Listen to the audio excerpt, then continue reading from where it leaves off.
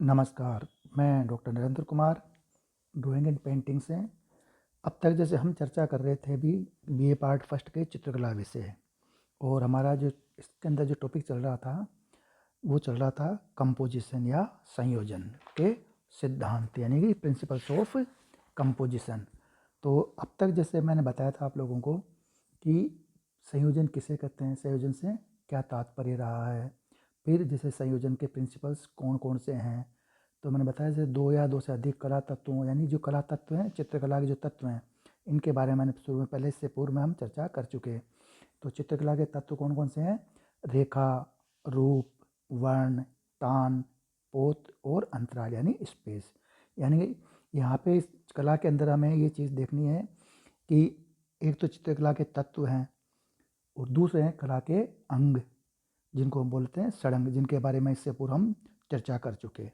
अब जैसे अब आगे जो महत्वपूर्ण जो चीज़ है संयोजन, यानी कि कंपोजिशन, यानी कोई भी जो पेंटिंग बनाते हैं, ठीक है ना, तो चित्रकला तत्व तो हमारे उसके क्या है, एक आधार है जिनके माध्यम से हम ये चीज़ें है कि चित्र का निर्माण करते हैं, कि रेखा के द्वारा, रूप के द्वारा, कलर के द्वारा, जो है ना फॉर्म है ना, कलर्स है, रेखा है, रूप है, वर्ण है यानी कलर्स है, टोन है, फिर कौन कौन से कलर्स को हम यूज़ कर सकते हैं, कौन कौन से है ना टोन है, इसके बाद जैसे टेक्चर्स है, पोत है, अंतराल है, स्पेस है।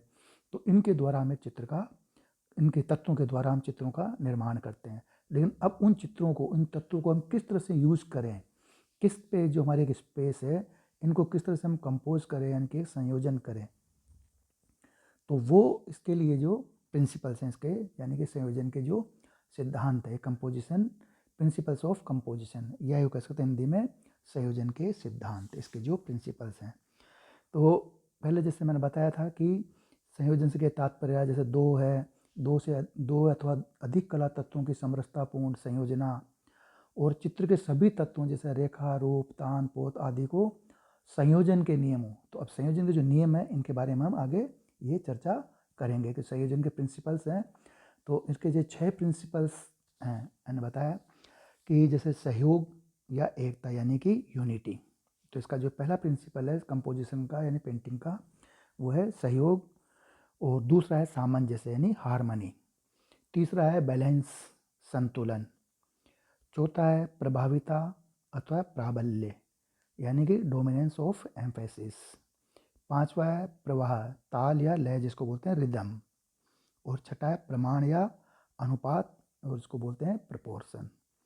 तो अब तक जैसे हम दो टॉपिक पे, इसका दो जो प्रिंसिपल्स हैं उन पे चर्चा कर चुके हैं। तो पहला रहा इसका सहयोग, एकता या यूनिटी। तो इसके बारे में हम चर्चा कर चुके कि जैसे मान लो जो भी चित्रकला के जो तत्व हैं, तो इसके संयोजन के अंतर्गत जैसे प्रयोग में आने वाले विभिन्न तत्वों, जैसे मैंने बताया ना तत्व अभी कौन कौन से हैं हमारे, कि रेखा, रूप, वर्ण, तान, पोत, अंतराल।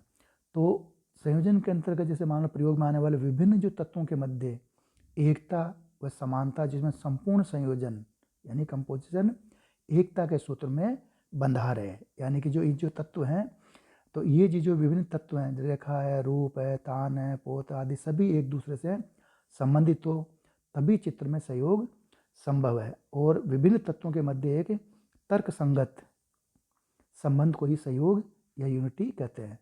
तो ये जैसे इसके बारे में बताया, फिर सहयोग व एकता का उद्देश्य बताया था, इसके अंदर हमें चर्चा करी थी इससे पूर्व, है ना। उसके बाद में फिर इसका जो दूसरा तत्व रहा है वो रहा सामंजस्य, हारमनी।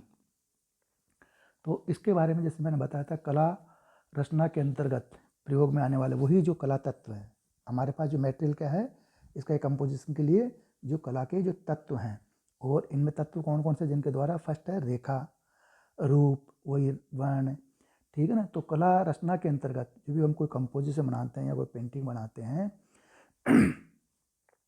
तो उस पेंटिंग के लिए, उस पेंटिंग के अंतर्गत यानी कि जो कला रचना के अंतर्गत प्रयोग में आने वाले वही कला तत्वों, रेखा, रूप, वर्ण आदि की पारस्परिक संबद्धता वह समन्वय ही, मतलब इन सभी तत्वों के अंदर आपस में संबद्धता हो, एक दूसरे में बिखराव नहीं हो, है ना, और आपस में समन्वय हो। संबद्धता और समन्वय को ही सामंजस्य कहलाता है, यानी कि जो भी तत्व हैं, पहले हम तो क्या उनमें यूनिटी, आपस में एक दूसरे समान बंधे, और यहाँ पे क्या है उनका सामंजस्य, कि किस कला तत्व के आधार पर आपस में एक दूसरे कला तत्वों में सब में आपस में एक समन्वय हो, समबद्धता हो, तो वही उसका आगे जाके वो क्या कहलाता है, वो सामंजस्य कहलाता है। अर्थात ये सिद्धांत है जहाँ चित्रों के सभी तत्वों के बीच मेल दिखाई देता है। सामंजस्य, इसको ये भी कह सकते हैं दो अंतिम छोर के बीच की स्थिति है जो दोनों की विशेषताओं को सम्मिलित करता है। तो इसको जैसे मैंने इसका पहले उदाहरण भी दिया था, ये कह सकते हैं कि जैसे मिडिल, इसमें जैसे दोनों की जैसे जो मिडिल ग्रे कलर की भांति है, जो दो रंगों से काला और सफ़ेद से बना है। अब इसके अंदर दोनों में आपस में दोनों की अपने अपने दोनों कलर की अलग अलग विशेषता भी होती है। तो सामंजस्य जैसे क्या है, परस्पर विपरीत स्थितियों के मध्य की व्यवस्था है जिसे दोनों के कुछ अंश समाहित होकर और विरोध के स्थान पर समन्वय और मेल करते हैं। यानी कि दो विरोधी होने कर भी आपस में एक दूसरे को मिले, मेल रखे, तो वो सामंजस्य कहलाएगा, सामंजस्य का स्वरूप उसमें नजर आएगा, तभी उस चित्र का या उस कंपोजिशन का महत्व हो पाएगा। अब जैसे हम इसमें चर्चा करेंगे आगे, हमारा जो इसका थर्ड जो टॉपिक है या तीसरा जो प्रिंसिपल है ना महत्वपूर्ण इसका, तो वो है बैलेंस, संतुलन। यानी कि पहला जिसके बारे में चर्चा कर चुके कि यूनिटी, उसके बाद हार्मनी यानी कि सहयोग, सामंजस्य, हार्मनी, और तीसरा है बैलेंस यानी कि संतुलन, जिस पे आज हम चर्चा करेंगे। तो किसी भी चित्र को जो समित रूप में मान लो समुचित रूप से अगर संयोजित करने के लिए उसमें संतुलन अथवा बैलेंस रखना बेहद ज़रूरी है। अब यहाँ पे ये चीज़ समझने की ज़रूरत है कि संतुलन किस चीज़ का है, बैलेंस किस चीज़ का। कोई भार तो है नहीं इसमें, लेकिन ये भार कौन सा है, एस्थेटिक्स भार होता है, यानी जो सौंदर्यात्मक भार कहते हैं इसको, या हमारी जो आँखों से जो हमें नज़र आता है इसको चाक्षुष संतुलन का, जिसको चाक्षुष संतुलन भी कहते हैं, यानी कि विजुअल बैलेंस, जिसके द्वारा चित्र के अंदर हमें भार या बैलेंस नज़र आता है। तो किसी भी चित्र को जो समुचित रूप से संयोजित करने के लिए उसमें संतुलन अथवा बैलेंस रखना बेहद ज़रूरी है, और संतुलन वस्तुतः कलाकृति का एक आवश्यक अंग माना गया है। और इसके अनुसार चित्र में चित्रण के सभी तत्वों को, यानी कि जो वही तत्व वाली बात आती है, यानी जो मैट्रिक्स का, यानी जो वही रेखा, रूप, वर्ण, तान, पोत और अंतराल, यानी चित्रण में सभी तत्वों को व्यवस्थित रखा जाता है, बैलेंसित रखा जाता है। विशेषतः उसके भार को नियंत्रित करने के लिए संतुलन की आवश्यकता होती है। और चित्र में दर्शक की जो दृष्टि है, जैसे मैंने बताया ना, मैंने विजुअल संतुलन, चाक्षुष संतुलन, विजुअल बैलेंस। तो चित्र में जो दर्शक है, तो दर्शक की दृष्टि को बांधने तथा आकर्षण उत्पन्न करने की शक्ति होती है। कोई भी चित्र है, पेंटिंग है, कंपोजिशन है, तो वो जो मैंने देखते ही, तो उसके अंदर जो कहते हैं कि चित्र में जो दर्शक है, कोई भी देखने वाला हो, उसको दृष्टि को बांधने और आकर्षण उत्पन्न करने की शक्ति होती है, तो उसे भार कहते हैं। अब भार को केंद्रीकृत होने या विकेंद्रीकरण से बचाने का कार्य संतुलन करता है। यानी कि कोई भी जो चित्र है, एक जैसे सेंट्रलाइज, जिसको केंद्रीकरण कह सकते हैं, केंद्रीकृत होने या केंद्र से एकदम बिखर जाता है, या है ना, तो उस बिखराव को बचाने का कार्य, इनको आपस में संतुलित बनाए रखने का कार्य संतुलन करता है। और ऐसा भी माना जाता है कि भार जब चित्रभूमि यानी कि जो स्पेस है के केंद्र के निकट होता है, तो वो जो हमारी स्पेस है कंपोजिशन की या पेंटिंग की, तो उस स्पेस ये उसको जो चित्रभूमि जो केंद्र के अगर निकट होता है भार ज़्यादा, तो उसे संतुलित प्रतीत होता है। किंतु जहाँ ऐसा नहीं होता या ऐसा नहीं होता है, तो चित्र असंतुलित हो जाता है। और अब जैसे चित्र यानी जो कंपोजिशन है, तो संतुलन से परिचित होने के लिए चित्र के भार यानी आकर्षण से परिचित होना जरूरी है, और चित्र के सभी तत्वों का भार समान रहे, इस हेतु जैसे अग्रांकित बिंदुओं से परिचित होना, या इस हेतु जैसे संतुलन का जो मानव एक तरह से इसका ज्ञान होना जरूरी है। और संतुलन जिसको हम कहते हैं भार या बैलेंस, तो ये संतुलन मानव जीवन का भी एक तरह से आधार रहा है, और यह जीवन की गतिशीलता को भी आधार प्रदान करता है। इसके अभाव में हम स्थिर नहीं रह सकते। जैसे हमारे मानव जीवन, हमारी बॉडी, उसको भी एक तरह संतुलन बैलेंस बना के हमें रखना पड़ता है।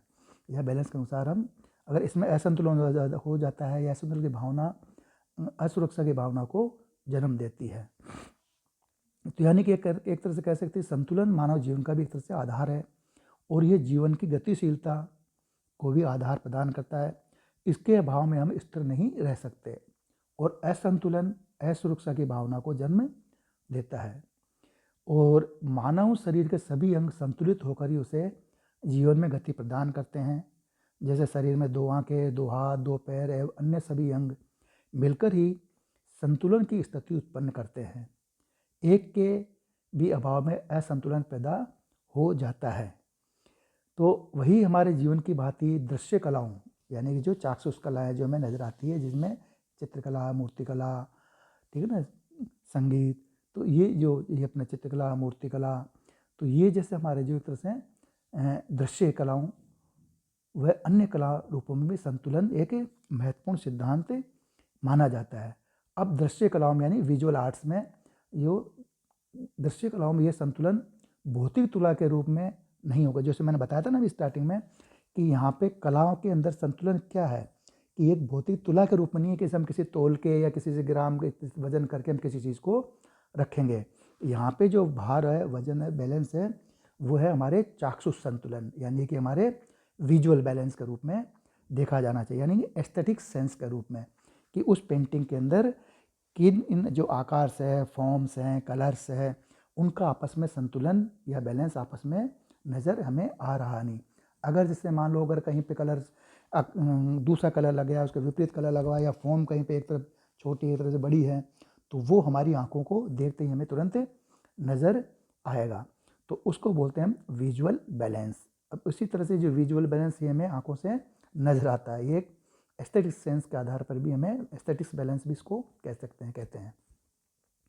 तो किसी भी पेंटिंग है, कोई चित्र है, तो उसका एक तरह से जो तीसरा जो सिद्धांत है, प्रिंसिपल है, वो है संतुलन। तो और ये संतुलन क्या है? विजुअल बैलेंस के रूप में देखा जाना चाहिए। अब इसकी जो परिभाषा है तो उसके बारे में हम चर्चा करेंगे आगे वाले उसमें लेक्चर में, उसमें व्याख्यान में। धन्यवाद।